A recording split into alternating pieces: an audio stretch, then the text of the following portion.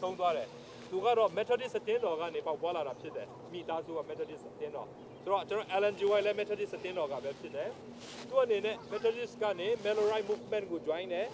Melorite movement ကနေသူက Seventh Day Baptist ဖြစ်တယ်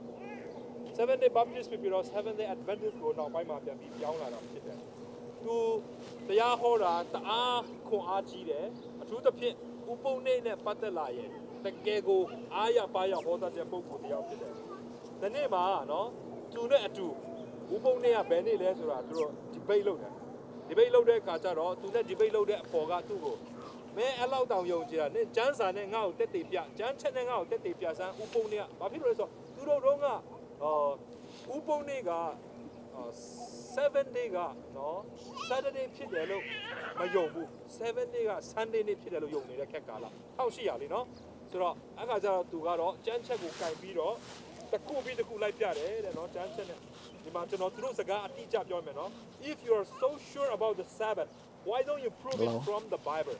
နဲ့အဲ့လောက်တောင်မှတေချာနေဘာဖြစ်လို့ကျန်းစာနဲ့ငါ့ကိုတက်တေမပြရလဲလို့လူကြားထဲမှာပြောတာဖြစ်တယ်ဒီပိတ်လုပ်နေတဲ့အချိန်မှာအဲ့ခါကျတော့နော်သူ့အနေနဲ့ဆူတောင်းပြီးတော့တခါတည်းသူ့ကိုပြန်ပြီးပြောလိုက်တာ this becoming turning point for many in his audience သူရဲ့ပရိသတ်တွေအားလုံးကဒီဟာကြားတဲ့အခါကျတော့အိုးဥပုံနေဟာဖရားရဲ့တသမနေဟာဥပုံနေဖြစ်ပါလားဖရားရဲ့ဥပုတော်နေဖြစ်ပါလားဆိုတာနားလည်သွားစေတဲ့ပုံစံတစ်ယောက်ဖြစ်တယ်အဲ့ဒီကြောင့်ကျွန်တော်တို့ဒီ Midwestern US မှာပေါ့နော် Adventist အကြောင်းကိုတအားပြောခဲ့တဲ့ပုံစံတစ်ယောက်ဖြစ်တယ်သူနောက်ပိုင်းမှာနိုင်ငံပေါင်း35နိုင်ငံအထိခရီးထွက်ပြီးတော့လောကပတ်တော်ဝင်လာတဲ့ပုံစံတစ်ယောက်ဖြစ်ပါတယ်နော်ကျေးဇူးတင်တယ်35နိုင်ငံမနေဘူးနော်အခု John Byington သူစီသွားမယ်